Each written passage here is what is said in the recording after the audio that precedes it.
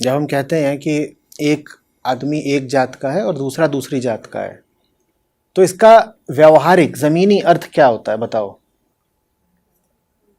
अगर आप एक जात के हैं और वो दूसरी जात के हैं तो इसका क्या अर्थ हुआ? ये बात हमें ज़मीन पर किस तरह से देखने को मिलेगी? दो समूह हैं जिनमें से एक समूह अपने आप को ऊंचा समझता है, एक नीचा समझता है, वो आपस में ज़्यादा शादी ब्याह नहीं करते हैं। ये सब दुनिया किस देश में हो रहा है? ये सब हर जगह है। बात समझ में आ रही है? हाँ, किसी जगह पर ये किसी रास्ते से घुसा है और किसी जगह पर किसी रास्ते से घुसा है, लेकिन मूल कारण एक ही है। किसी जगह तुम इसको नाम कास्ट का दे सकते हो, कहीं पे नाम क्लास का दे सकते हो, कहीं कुछ और बोल सकते हो, पर मूल वजह तो एक ही है। जानते हो क्या? ये जो खोपड़ा है ना हमारा, इसे सीमाएं चाहिए, इसे बंटवारे पसंद है, इसे बांटना बहुत जरूरी है। समझ में आ रही है बात? जहां पर बंटवारा जात के नाम से नहीं होता, वहां किसी और नाम से हो जाता है।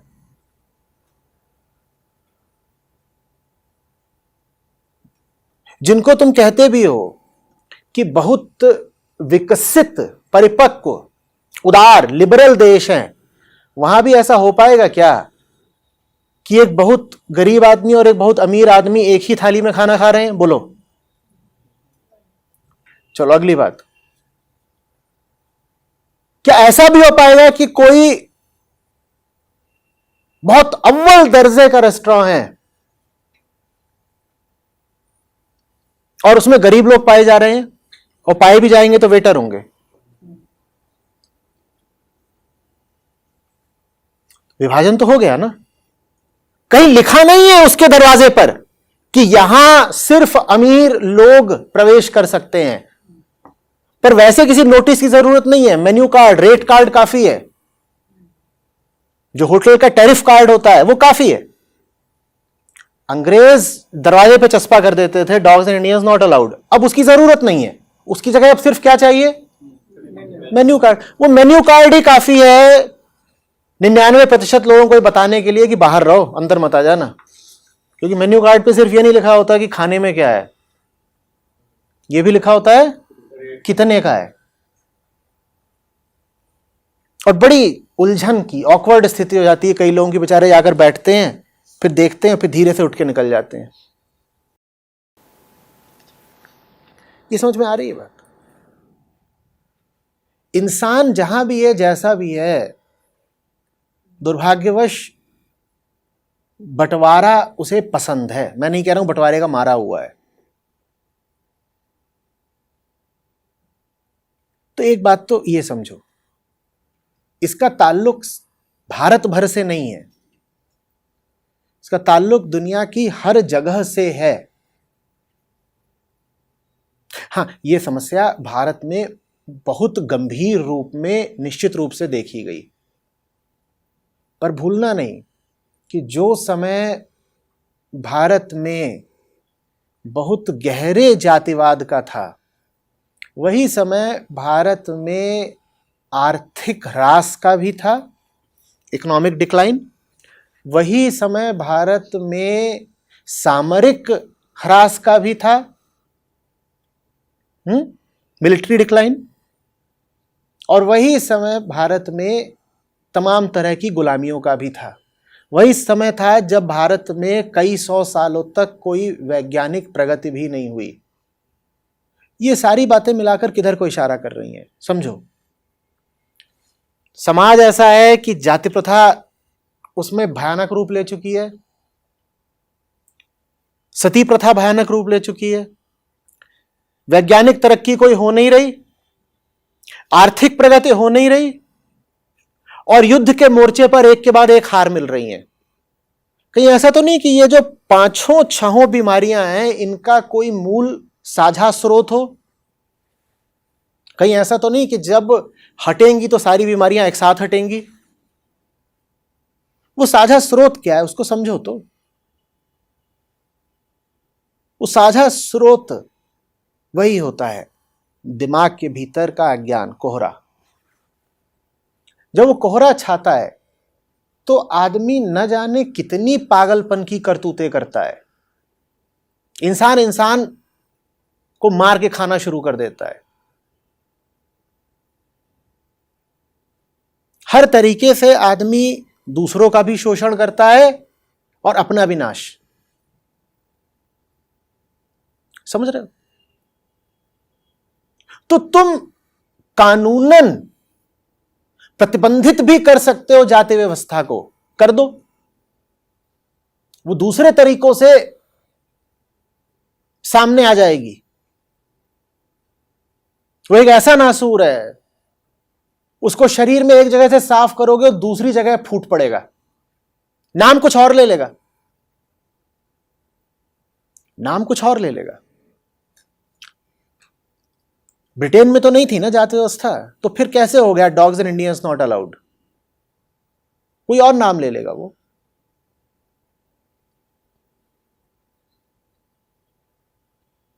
मजेदार बात थी।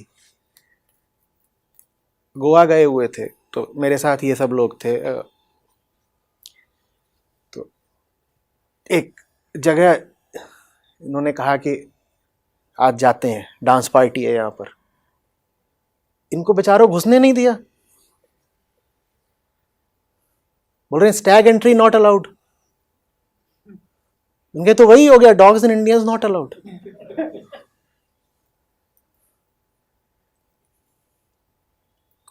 ये भी तो एक तरह की आपके ऊपर बाध्यता ही लगाई जा रही है ना, कि जब तक तुम्हारे बगल में एक देवी जी नहीं है तब तक अंदर घुसने ही नहीं देंगे, तुम्हें नाचने ही नहीं देंगे। नाचने छोड़ दो, बैठने नहीं देंगे। बाहर खड़े होकर बोल रहे हैं देखो भूखे प्यास है, कुछ नहीं। वो कहां है? वो बोले हम सातों में किसी के पास नहीं। बोले बाहर खड़े रहो, अंदर नहीं आ सकते। Dogs and Indians not allowed. Apartments में लिखा रहता है बैचलर्स नॉट अलाउड।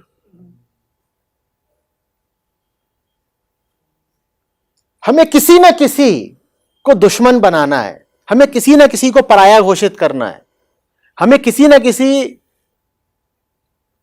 को घोषित कर देना है कि यह अवांछित है। यह हमें अपनी जिंदगी में नहीं चाहिए। यह बहुत दूर की कौड़ी लगेगी आपको, लेकिन देखो ना, कभी वो मंदिरों में कहते थे शूद्रों को आना वर्जित है, अब वो और जगहों पे और लोगों को वर्जित कर रहे हैं। और जिनको वर्जित किया जा रहा है उनको as a category, as a class वर्जित किया जा रहा है। उनकी कोई व्यक्तिगत गलती नहीं है कि उनको वर्जित किया गया। तुम शूद्र हो, तुम वर्जित हो। तुम बैचलर हो, तुम वर्जित हो। वो बैचलर कोई भी हो सकता है। हमारे देश में तो राष्ट्रपति, प्रधानमंत्री,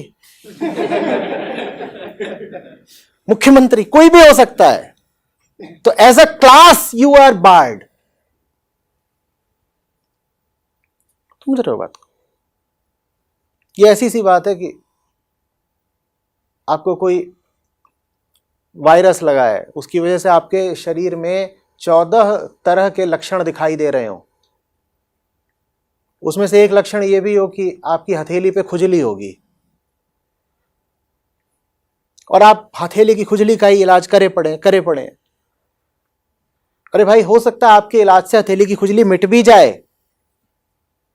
तो भी जो भीतर घुन लगा हुआ है वो तो लगा ही रहेगा ना। और मैं उसका प्रमाण दिए देता हूं। जिनकी हथेली की खुजली मिट भी गई है वो कौन से खुदा के बंदे हो गए?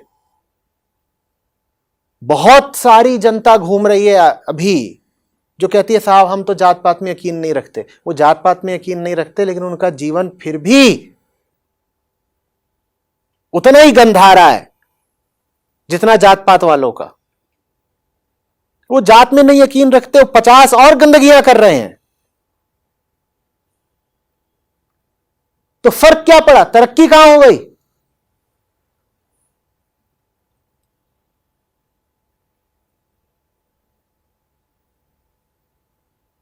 हम जात पात में यकीन नहीं रखते, लेकिन हम चाहते हैं कि वैश्यावृत्ति को कानूनी घोषित कर दिया जाए। ये तो बहुत उदार मना है। कितनी इन्होंने आंतरिक तरक्की की। कह रहे देखिए साहब, हम प्रोग्रेसिव आदमी हैं, तो हम कास्ट वगैरह में यकीन नहीं रखते।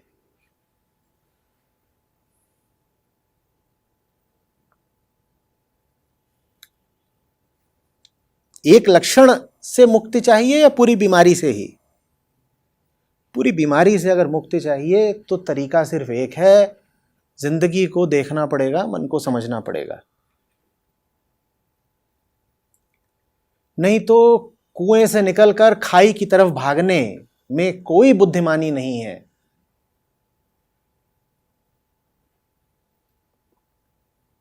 समझ में आ रही है बात?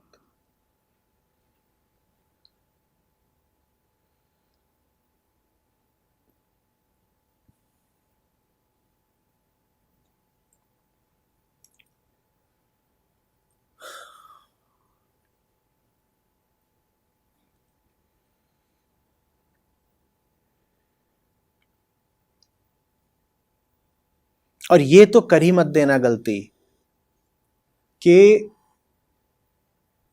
सनातन धर्म पर जातिवादी होने का इल्जाम लगा करके कहीं उपनिषदों को ही नकार दो। ये भी चल रहा है कि हम क्यों पढ़ें इनके शास्त्र। हाँ, ब्राह्मणों ने लिखे हैं और इन्हीं शास्त्रों से तो जाति व्यवस्था आई है। कौन से उपनिषद से जाति व्यवस्था आई है बता दो यार। बेवकूफी की बात। और उपनिषदों से आई है तो पाकिस्तान में क्यों अहमदियों की पिटाई है? और शिया और सुन्नी क्यों लड़ रहे हैं? बोलो।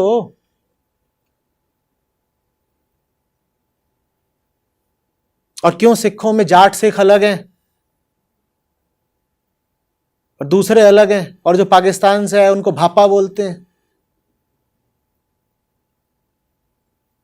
क्योंकि बात हिंदू की, मुस्लिम की या सिख की है ही नहीं।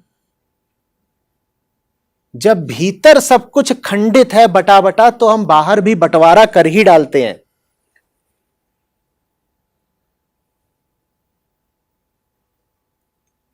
हम अपने प्रति इतनी ज्यादा हीनता से भर गए हैं कि हमें ऐसा लगता है कि सारी बुराइयां तो सनातन धर्म में ही हैं।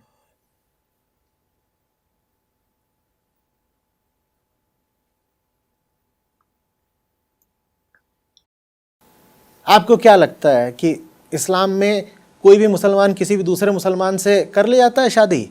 आप हैं किस दुनिया में? जाकर कुछ मुसलमान भाइयों से बात तो करिए, वो बताएंगे आपको हकीकत क्या है।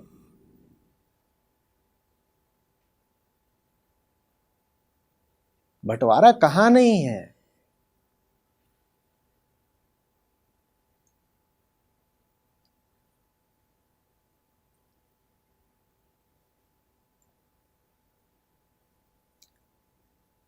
उस बंटवारे को हटाने का जो तरीका है, आप उसे ही हटाए दे रहे हैं।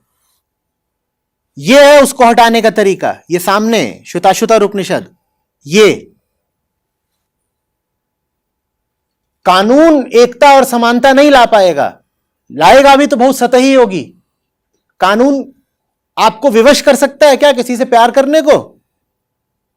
कानून अधिक से अधिक यही कह सकता है साहब कि सरकारी नौकरियों में भेदभाव नहीं किया जाएगा, सार्वजनिक जगहों पर भेदभाव नहीं किया जाएगा। इतना ही तो कर सकता है ना कानून। कानून एकता, समरसता नहीं ला सकता। वो तो उपनिषद ही लाएंगे। वो जब आपको बताएंगे कि तुम किसकी जात की बात कर रहे हो, देह की जात की, तुम्हें देह इतनी प्यारी हो गई। क्योंकि जात अगर पैदाइशी होती है, पैतृक होती है, तो देह की ही होगी। देह ही तो पैदा होती है ना। इन्होंने तो आपको बता दिया कि देह ही दो कौड़ी की है, तुम कहां फंसे हुए हो उस चक्कर में। जानवर के भी देह होती है, तुम्हारे भी देह हैं, तुम किस बात पे नाज कर रहे हो। चेतना की बात करो। अब चेतना की तो कोई जात होती नहीं, ऐसे हटेगी जात।